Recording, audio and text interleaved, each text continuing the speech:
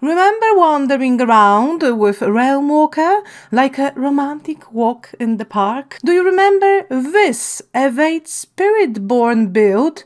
That's going to change. The first major update since the start of the new season and Vessel of Hatred expansion launch patch has been released. As we all know, the expansion launched on time and without any problems. However, even such a perfect launch and perfect game was not without its flaws, and players still reported many errors and bugs. This update patches a lot of them, from bugs in Season 6 itself through the Citadel, Undercity, runes, mercenaries, hordes, dungeons, quests, issues within classes, you name it. If there are any bugs you've encountered in the game, you can check if they've been patched. Link to the patch notes is in the description box. But the most interesting are of course the positive changes and buffs. Yes, buffs. Firstly, Kurast Undercity. Rewards from successful run have been improved. More gold, guaranteed at least one legendary item. The start time for a base run has been increased. Time bonuses from elites are longer. Tribute of Titans now drop outside of bosses, and the drop rate of rare tributes through the game has been increased. Season 6 changes. If you were a fan of the romantic walk with the Realm Walkers,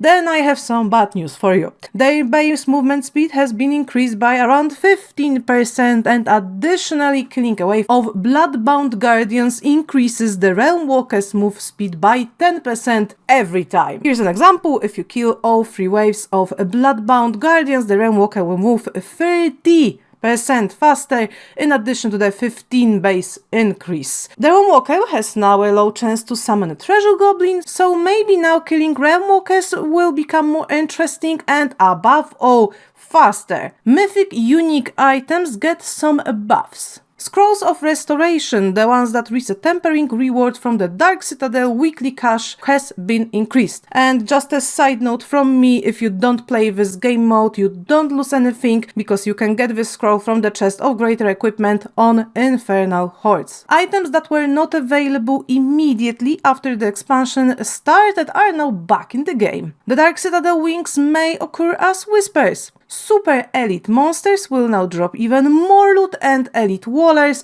will cast less walls, and the walls will last 3 seconds instead of 5. The amount of Varshan's barrier has been reduced, and there is a possibility of getting a new mount trophy for reaching Paragon 300. And while reaching Paragon 300 is not something you necessarily need to feel comfortable on Torment 4, at least now there is a goal worth reaching just this one. It's going to be a long grind, but at least it will be rewarded with something. And what many people were probably waiting for: fixed Evade and fixed Spiritborn Evade build. Yes, fixed, not nerfed.